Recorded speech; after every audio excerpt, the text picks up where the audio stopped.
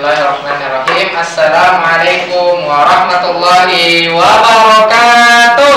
Waalaikumsalam warahmatullahi wabarakatuh.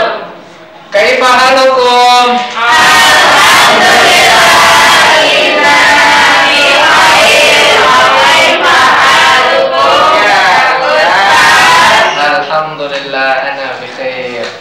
Oke, anak-anakku sekalian, pada hari ini kita akan belajar tentang kisah, ya. Kisah apa? Ada yang bisa nebak kisah apa? Sulap. Oke. Baik. Sebelum Bapak masuk kepada materi kisahnya, Bapak punya sulap ya. Baik. Ini apa anak-anak sekalian? Spidol. Spidol ya. Baik. Spidol ini bisa jadi apa kira-kira? Bunga. Oke, baik. Dibantu ya. Bim salah bim. Jadi apa? Ya jadi spidol. Oke, baik.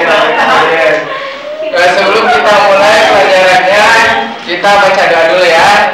Mungkin dipimpin dari Mas Gulam, silakan dipimpin teman-temannya. Baik, teman-teman, mari kita berdoa bersama. 1, 2, 3. Bismillahirrahmanirrahim. Raditu billahi rabba wa bil islami dina wa bi Muhammadin nabiyyan wa rasulah. Rabbi zidni ilma warzuqni fahma. Amin. Oke, semoga pelajaran kita hari ini diberkahi oleh Allah Subhanahu wa taala. Amin ya rabbal alamin. Baik, masih semangat? Semangat. Baik. Sebelum Bapak mulai, mungkin Bapak absen dulu ya. Oke, pertama Mbak Atika hadir? Hadir. Mbak Retno Ayu hadir? Hadir. Baik, Mbak Fani hadir. Mbak Salem hadir? Hadir. Mbak Tunda hadir? Oh, enggak hadir. Mbak Nicolo hadir? Oh, hadir. Mbak Hani hadir. Mbak Nando hadir. Mas Farhan, Mas Elkef Ada, Pak. oh hadir. Baik. Mas Mul hadir, Pak. Oke, Mas Golem Hadir, hadir. Oke, baik. Alhamdulillah ya, semuanya hadir kecuali satu orang tadi ya. Siapa tadi? Mbak Nando ya. Oh, Tunda ya. Oh, maaf. Sorry. Baik, hari ini anak-anakku sekalian, kita akan belajar atau mendengarkan kisah tentang pasukan bergajah. Ya. Siapa di sini badannya kayak gajah-gajah?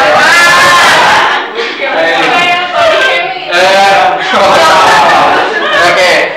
Tapi sebelum itu Bapak akan menyampaikan tujuan pembelajaran kita. Ada 3. Yang pertama, ya anak-anakku sekalian ini mampu ya kita bersama-sama membaca surah Al-Fil. Ya, itu 1.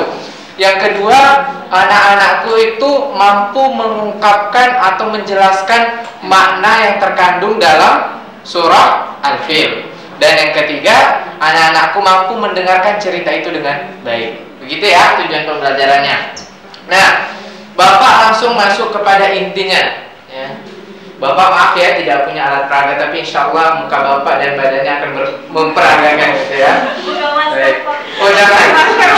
Corona. Baik. Katanya muda, Pak. Oh muka maksudnya mata ke atas gitu. Hari ini kita akan Bapak akan berkisah terkait pasukan bergajah. Pada zaman dahulu kala, hiduplah seorang raja yang bernama Raja Abraha.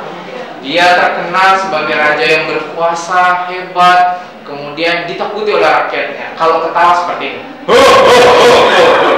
gitu ya kalau ketawa. Nah, tetapi ya Raja Abraha ini memiliki niat yang busuk, yang tidak baik sama sekali. Apa niatnya? Yaitu ingin menghancurkan Ka'bah dan kota Mekah. Nauzubillah min. Kenapa Raja Abraha ingin menghancurkan Mekah dan Ka'bah? Ada dua alasan. Yang pertama, karena Raja Abraha ini iri terhadap Ka'bah yang menjadi kiblat umat Islam saat itu, yang dimana umat Islam di negeri-negeri Arab sering datang berkunjung ke Ka'bah untuk menziarahinya tiap tahun, melaksanakan ibadah haji. Itu yang pertama. Alasan yang kedua, karena Raja Abraha masih iri juga terhadap kota Mekah, yang dimana ketika musim haji, ya, banyak saudagar-saudagar dari berbagai belahan dunia datang ke negeri Arab untuk menjajakan jualannya, menjual kurma, menjual biji-bijian, sutra dan lain sebagainya. Dan dimana peziarah itu membeli. Nah, jadi ada dua. Pertama karena arah kiblat, yang kedua karena masalah ekonomi. Nah, maka dari itu Raja Abraha ingin menghancurkan Ka'bah. Tetapi hal yang pertama dilakukan oleh Raja Abraha apa? Membangun sebuah gereja, di mana di dalam gereja itu ya banyak orang yang bernyanyi-nyanyi ya. Namanya gereja ya pasti bernyanyi. Masa melawak ya? Nggak mungkin ya. Oke. Nah, gereja itu dibangun sangat besar, megah dan lain sebagainya. Pokoknya lengkap fasilitasnya, ada shower, ada apa dan lain sebagainya. Ya, bikin aja. Oke. Tiba-tiba ya, orang-orang Arab dan orang-orang Qattan saat itu yang tinggal di negeri Yaman, ya, yang tinggal bersama Raja Abraha itu mendengar bahwa Raja Abraha ingin menghancurkan Ka'bah dan kota Mekah. Maka orang-orang Arab yang brutal, bawa cangkul, bawa kapak, bawa pokoknya benda-benda tajam. Lalu mereka datang menghancurkan gereja sampai rata dengan tanah. Gerejanya rata dengan tanah. Tiba-tiba asisten, ya, apa istilah bagusnya asisten? Prajurit atau membantu Raja Abraha ini datang melaporkan Raja Abraha. Ya Raja, wahai Raja, gereja kita udah musnah, udah rata dengan tanah. Tiba-tiba Raja Abraha mengatakan,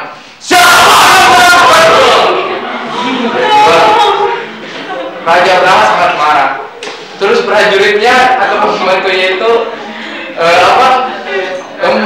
mengungkapkan bahwa si ini yang melakukannya. Tiba-tiba Raja Abraha memerintahkan kepada prajuritnya, kumpulkan semua prajurit yang nomor 1 di dunia ini.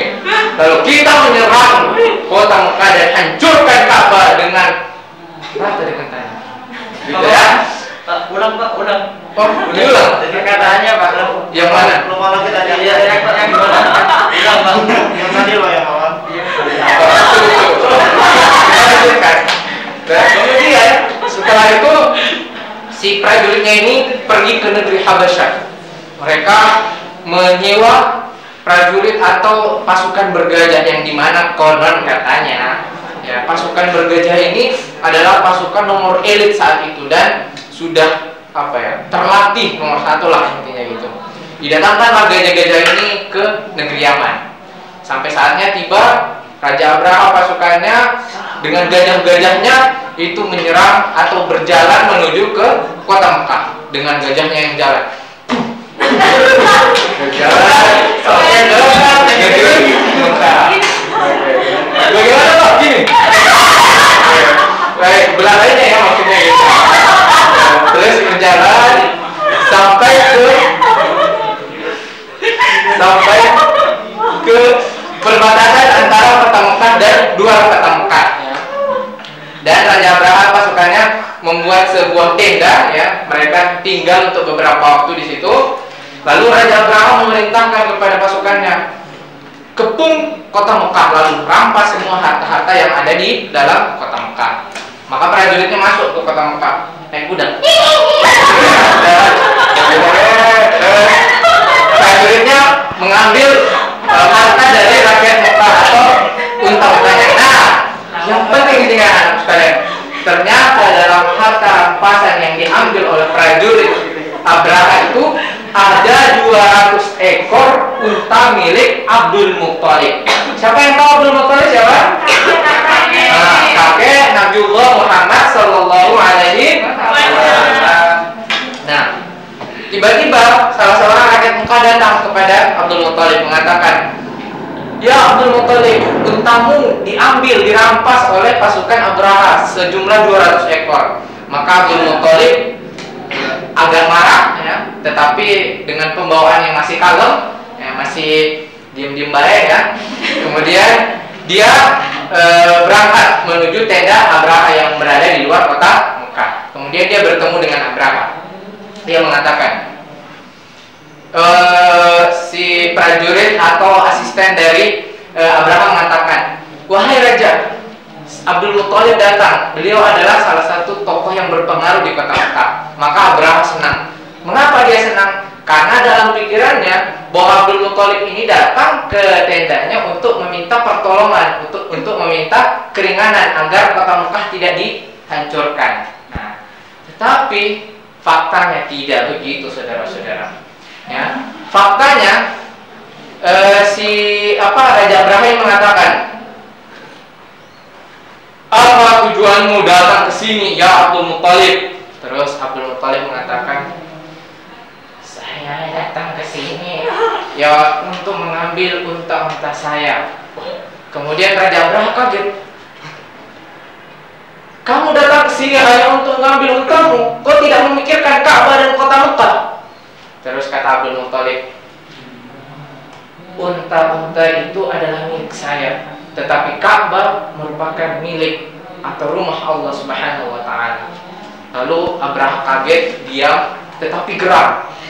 Maka Abraha memerintahkan kembalikan unta-unta Abdul Muthalib. Lalu dikembalikanlah unta-unta Abdul Muthalib balik ke Mekah, pulang ke kota Mekah, lalu menyuarakan kepada seluruh masyarakat Mekah untuk meninggalkan kota Mekah.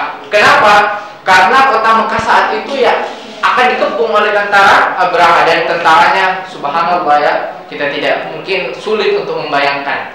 Karena di Indonesia mungkin teman-teman melihat gajah ya cuma di kebun binatang ya saat itu ya.